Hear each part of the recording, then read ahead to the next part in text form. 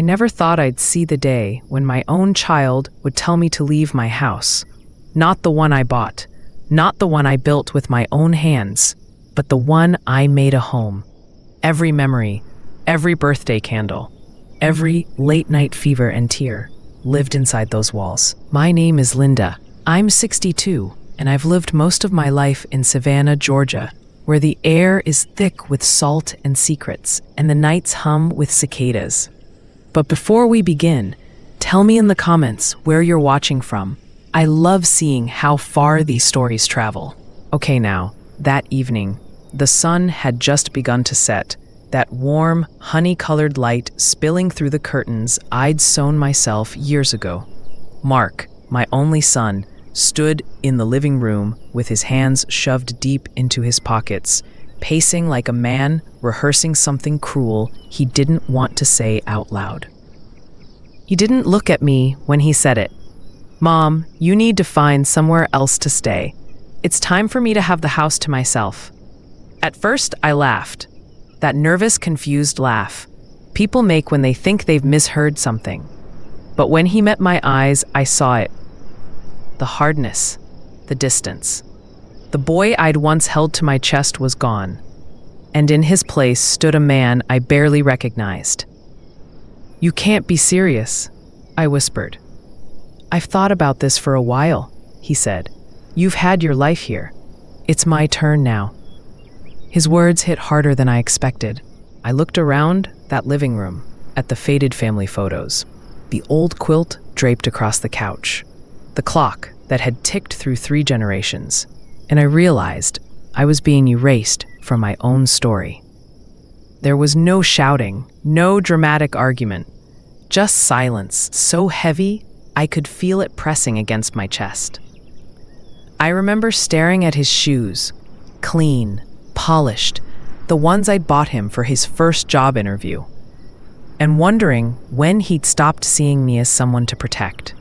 I packed a small suitcase that night, a few clothes, my mother's old Bible, and the photo of Mark as a baby, the one where he's reaching for my face.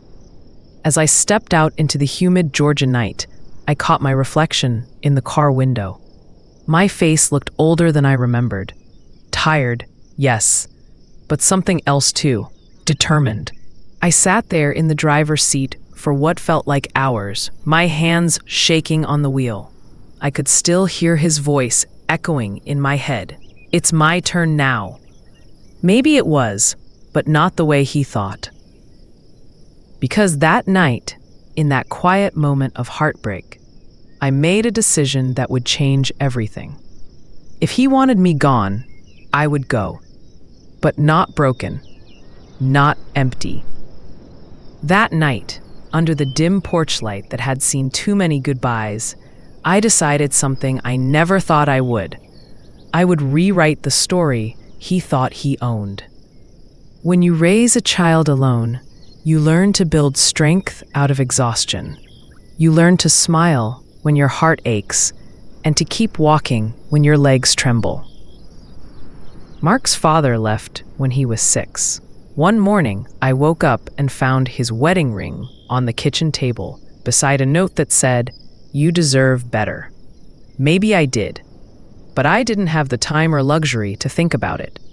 There was a boy to feed, a mortgage to pay, and a future to hold together with bare hands. I worked night shifts at St. Joseph's Hospital for 37 years. Sometimes I'd come home just as the sun rose, my scrubs smelling of disinfectant and sleeplessness. I'd tiptoe into Mark's room, kiss his forehead, and whisper a promise. "I'm doing this for you." Every decision I made, every sacrifice, was for him. When his classmates went on field trips I couldn't afford, I'd work double shifts. When he got into college, I took out a loan I could barely manage. When he married a woman who didn't think much of me, I smiled anyway. I thought that's what mothers did. We loved until there was nothing left, believing that love alone could make someone remember where they came from. But I started seeing the signs long before that night. He stopped calling as often. He'd roll his eyes when I asked about his work. His words carried a sharpness I couldn't trace, like he resented the parts of himself that came from me. I brushed it off. I told myself he was just stressed, that he'd find his way back. But the truth, I didn't want to see what was right in front of me, that my kindness had turned into convenience for him. There's a special kind of pain in realizing your own child sees you as a burden. It's quiet, corrosive. You don't scream or cry. You just fold inward. I remembered a moment years ago. He was 12, and I'd burned dinner after a long shift. I was so tired I could barely stand. He'd come into the kitchen, placed his little hand on my arm, and said, "It's okay, Mom. You do everything for me." That same boy once promised to take care of me when I got old. Now, I sat in a borrowed guest room at my friend's house, the moonlight spilling across the floor, holding that memory like a photograph that had faded with time. I wanted to hate him, but I couldn't. I'd loved him too long, too deeply, for anger to survive in its pure form. What replaced it was quieter, something that felt like acceptance. I realized I'd spent my entire life giving love, money, forgiveness, without ever asking myself what I deserved in return. And for the first time, I started to wonder what my life might look like if I stopped waiting for someone else to value it. That thought scared me more than being homeless, more than being alone, because it meant facing the truth that I'd lost myself somewhere along the way, in the shadow of motherhood. But even then, somewhere deep inside, a small voice whispered, "You can still begin again." I didn't know how. I didn't know where. But I knew I couldn't keep living for someone who'd already shut the door on me. So I made myself a promise that night, a quiet vow whispered into the darkness. I would rebuild, even if it meant starting from the ashes of what I once called love. And though I didn't know it yet, that vow would lead me to the most unexpected act of my life, one that would shake both our worlds forever. It's strange how quickly people disappear from your life once you no longer serve a purpose in theirs. After that night, the phone stopped ringing. My son didn't check in. Not a text, not a call. It was as though I'd been erased, quietly, efficiently, like I'd never existed in that house at all. I stayed at my friend Carol's place for a while, a sweet woman I'd known from church. She had a small spare room with lilac curtains and the faint smell of lavender detergent. It was kind, but it wasn't home. Every night I'd lie awake, listening to the sounds of her refrigerator humming, and I'd think about all the years I'd spent building a life that no longer belonged to me. There's a kind of humiliation that doesn't scream, it just lingers. The humiliation of knowing you were dismissed by someone you would have died for. I kept replaying that last conversation with Mark. His face, his tone, the indifference in his eyes. I'd raised him to be self-sufficient, but I hadn't meant for that to turn into cruelty. I tried to distract myself, walking the streets, visiting thrift stores, helping Carol with chores, but inside I was unraveling. I couldn't stop hearing his voice. "Mom, you're holding me back." Holding him back. Those words cut like glass, because all I ever did was push him forward. And yet, somehow, I'd become the obstacle. One afternoon, I drove past my old house, the one I'd been told to leave behind. The mailbox still had my last name on it, but the curtains were new, and my rose bushes had been trimmed down to stumps. I parked across the street, watching through the windshield as he walked out to check the mail. He looked different, confident, settled, almost proud. It hit me then. He wasn't struggling with guilt. He wasn't second-guessing anything. He'd already moved on. And that was the moment something inside me broke. Not in anger, but in clarity. All my life, I'd been told that good mothers forgive, that we bear the pain, Stay quiet, keep giving. But I'd given enough to drown in it. And for what?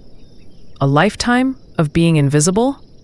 That night, I went back to Carol's and stood in front of the mirror. I barely recognized the woman staring back. Her eyes were swollen, her hair thin and gray at the roots, her shoulders hunched from carrying decades of worry. But under all that, I saw something else, something I hadn't seen in years: resolve. For the first time, I didn't feel like a mother who'd failed. I felt like a woman who was finally done begging for love that should have been freely given. As I crawled into bed that night, I realized something. I might have lost my home, but I hadn't lost my voice. And the next morning, I was going to use it in a way my son would never forget. The next day, the sky over Savannah was low and gray, the kind of color that makes everything feel heavier than it is. I woke before dawn, made a pot of coffee, and sat in the quiet. For the first time in months, I wasn't crying. Instead, I was calm, clear. I thought about the years of birthdays, of Christmas mornings spent wrapping gifts on a nurse's paycheck, of cooking his favorite meals when I could barely afford the ingredients. I thought about how many times I told myself, he'll remember this one day. He'll see how much I loved him. But now, I realized something that felt like both a wound and a revelation. Sometimes they don't remember. Sometimes you have to stop waiting for an apology that will never come. By 8 o'clock, I'd showered, dressed, and called a cab into town.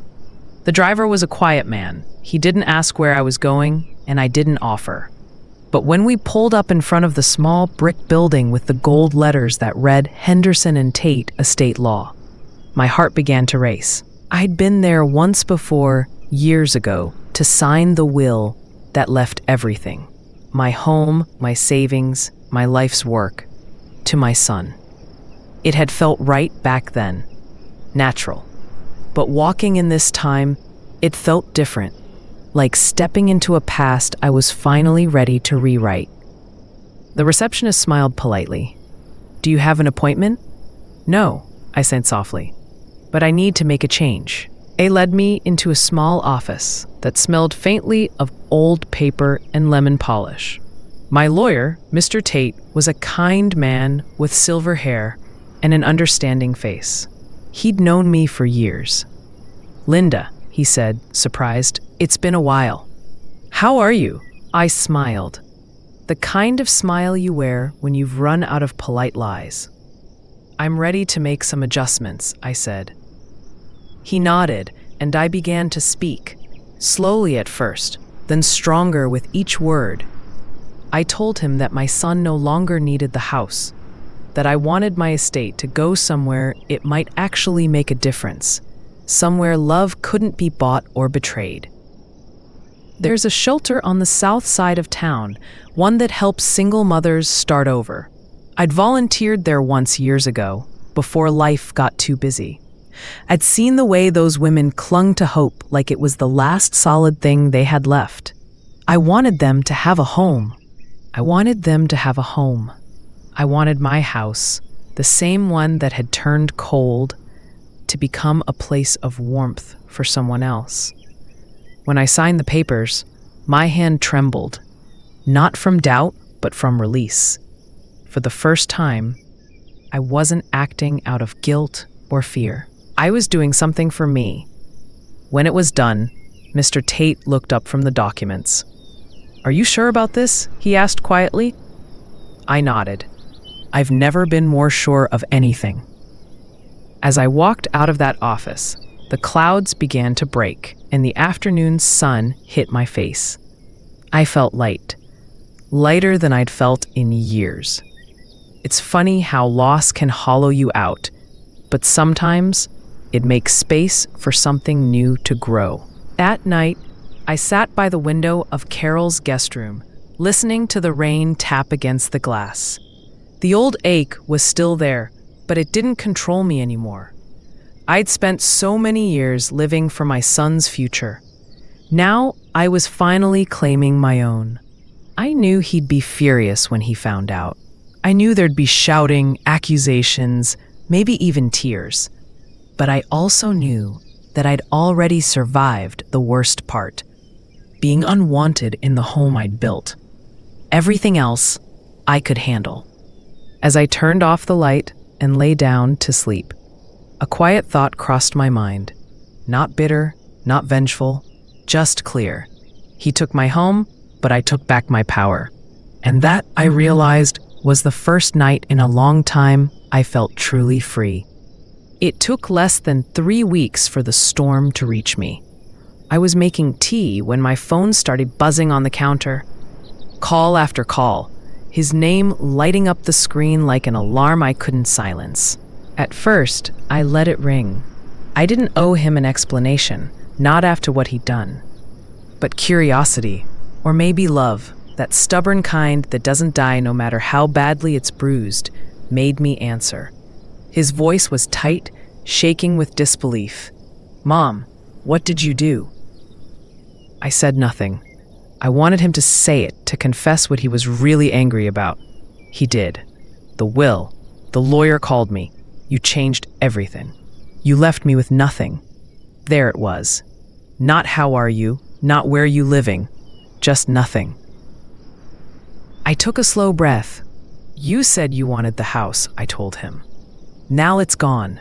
You wanted freedom? Well, now you have that too." He went quiet, and for a moment, I thought I heard his breath catch. Maybe guilt, maybe fear.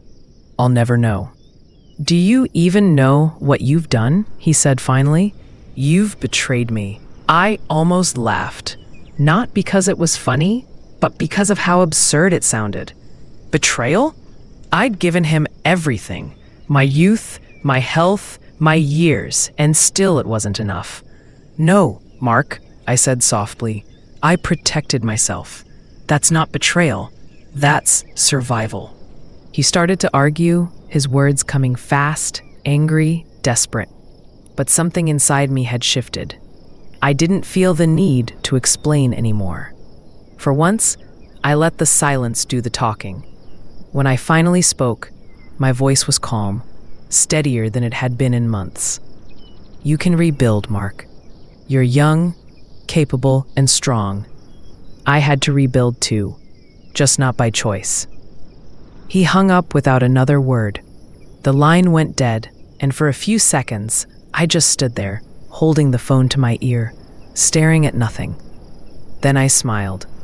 Not a happy smile, but a knowing one.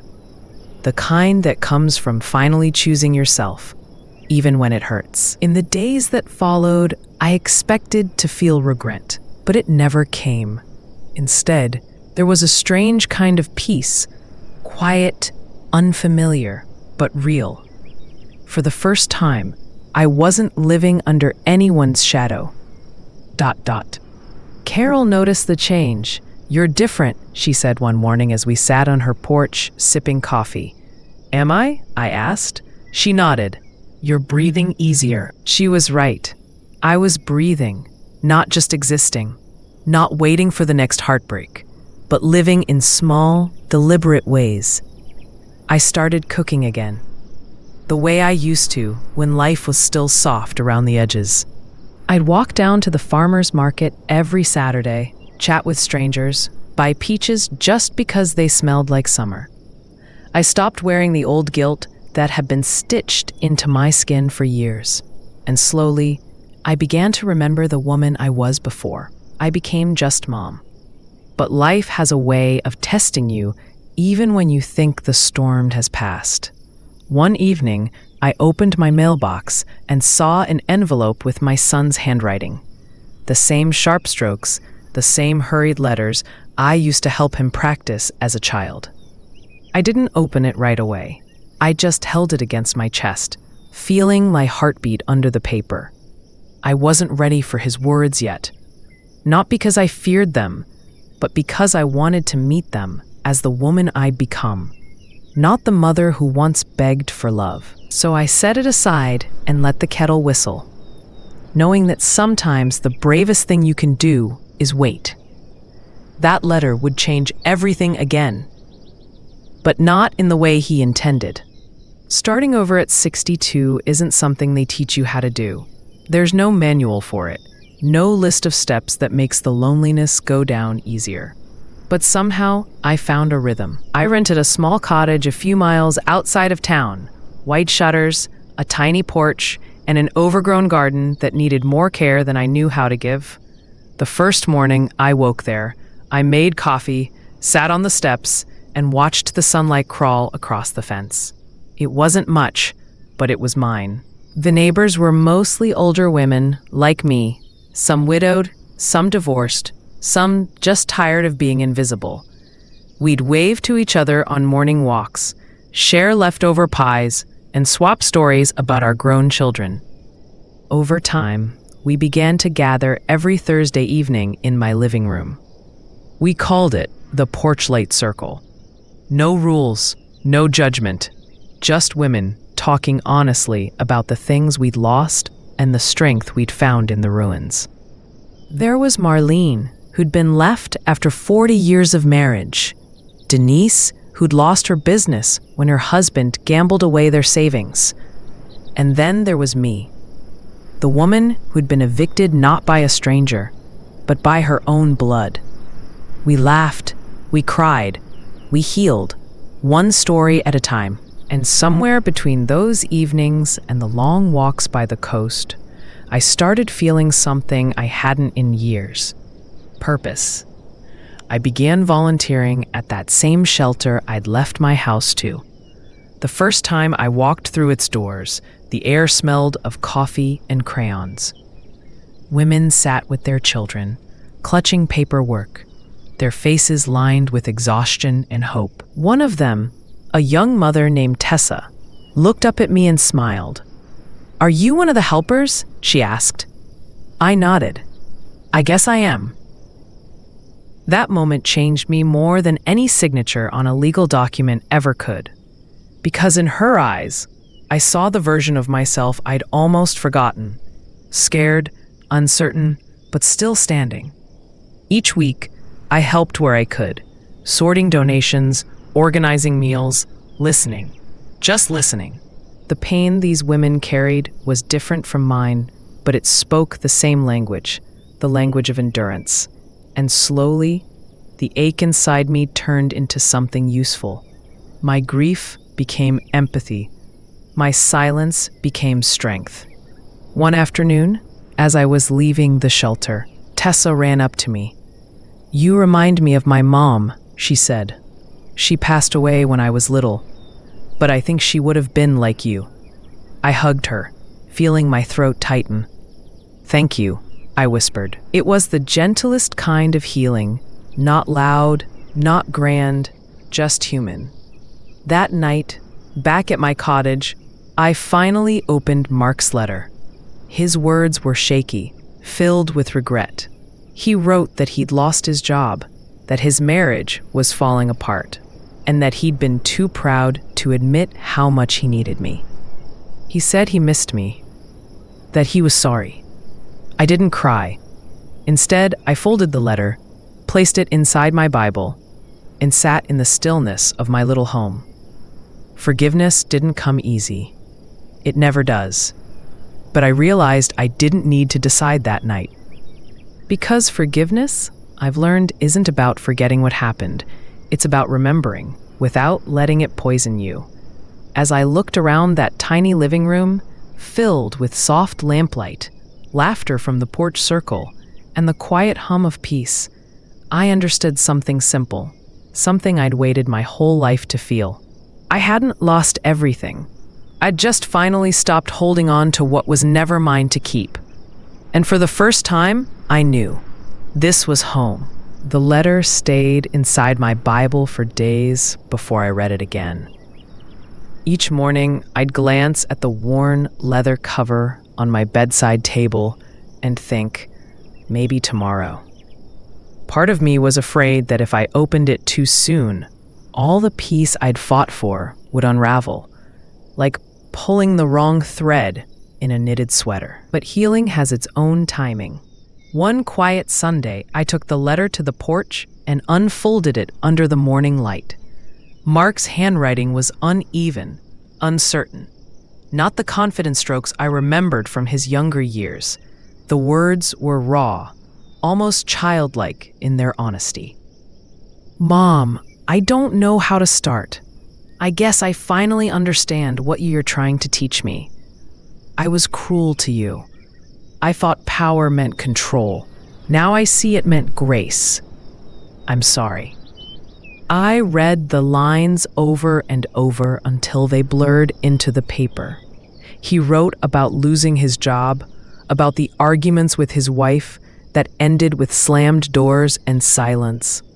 He said he couldn't sleep without dreaming of that night, of me standing in the doorway, suitcase in hand, eyes full of hurt he couldn't erase. He ended with one line that caught my breath. If you can find it in your heart to forgive me, I'll spend the rest of my life trying to deserve it. For a long time, I just sat there. The wind stirred the leaves. The ocean air smelled faintly of salt, and I could hear church bells in the distance. Forgiveness, such a heavy word. I'd always believed forgiveness was about giving someone else peace. But that day, I realized it was also about freeing yourself from the memory of pain. Still, I wasn't ready to call him. I needed to stand on steady ground before opening the door to old storms. So I wrote back. My letter was short, careful, measured, like dipping your toes into water you once drowned in. Mark, I've read your words. I believe your heart means them. I can't erase what happened, but I can start from here. Take care of yourself, Mom. When I mailed it, I didn't feel triumph or sadness, just a quiet release, the kind you feel when a wound finally stops aching, even if it still leaves a scar. Weeks passed. Then, one afternoon, as I was finishing a shift at the shelter, I saw him standing by the gate. Older somehow, thinner, the proud edges had softened. He looked at me like someone approaching a sacred space, careful, afraid of being turned away. "Hi, Mom," he said. 2 words, but they held 1,000 unspoken ones. We walked along the sidewalk together, slow and silent. He told me about the mess his life had become, the layoffs, the loneliness, the realization that pride had cost him everything. "I didn't know who I was without you," he admitted. And I told him, gently, "Then maybe it's time you find out, not as my son, but as your own man." We didn't hug right away. Forgiveness isn't a single moment. It's a road you walk slowly, sometimes barefoot, sometimes bleeding. But that day, we took the first step. When he finally did reach out, his arms around me were trembling. He whispered, "I don't deserve you." I whispered back, "Maybe not, but I'm not doing this because you deserve it. I'm doing it because I'm free enough to." And for the first time since that night, I didn't feel like a mother abandoned. I felt like a woman who'd survived her own ending and still found the courage to turn the page. That evening, after he left, I stood by my window and watched the porch light flicker on across the street. I thought about all the years I'd spent waiting for an apology that could never undo what was done. Now, I understood. Healing doesn't erase the past. It just stops letting it define you. It's been almost a year since that day, and my life has settled into something calm, something honest. Every morning, I walk to the beach before sunrise. The ocean feels different now, not endless and heavy, but forgiving, like it's carrying everything I've let go. The water rushes in, takes what it needs, and retreats. Maybe that's what life does too. The cottage is still small, but it's full of light, laughter from the porch light circle, photographs from the shelter, flowers from neighbors who've become friends. Sometimes, when I pass a mirror, I see a woman with silver hair and lines around her mouth that tell stories of both pain and laughter. And I smile because she looks like someone I'd be proud to know. The shelter named their new wing after me, the Linda Hart Home. I didn't ask for it, but they said it was to honor the house I gave up, the one that started it all. Standing there at the ribbon cutting, surrounded by women holding their children, I felt tears rise, not of sadness, but gratitude, because my loss had turned into their shelter, my heartbreak into their beginning. That's the thing no one tells you about rebuilding. Sometimes the pieces don't fit back the same way, but the new shape holds mere light. Mark visits occasionally now. He brings groceries, helps with repairs, never stays long. We don't talk much about the past. We don't need to. Every shared silence feels like an apology and an answer at once. Last Christmas, he brought me a framed picture, a photograph of my old house, now painted bright white with a note on the back. "You made it a home, Mom. Now it's helping others find theirs." I keep it on my dresser, not as a reminder of pain, but of how far we both came. People often ask me if I'd change what happened, if I'd undo that night when he told me to leave. And my answer, always, is no. Because that night didn't just take my home, it gave me back my life. It showed me that strength isn't always loud or defiant. Sometimes it's a quiet woman signing her name on a document that says, "I choose me this time." It's finding peace in solitude, dignity in survival, and hope in beginnings that start where everything once fell apart. If you're listening to this and you've ever had to walk away from the people you love just to find yourself again, know this: you are not broken. You are becoming. And if the world ever tells you that your worth depends on who stays beside you, remember what I learned: that sometimes the most loving thing you can do is turn the page alone. I still talk to the women at the shelter every week. I tell them, you're not just starting over, you're rewriting the story. And every time I see their eyes light up, that moment of realizing they still have chapters left, I feel that same spark inside me. Because that's what survival really is. It's not about getting back what you lost. It's about becoming who you were always meant to be once it's gone. My name is Linda. I'm 63 now. I lost my home, my son, my old life, but in their place, I found peace, purpose, and a kind of love that doesn't depend on anyone else to exist. And if my story finds you tonight, wherever you're watching from, remember, strength isn't loud. It's what survives when everything else breaks.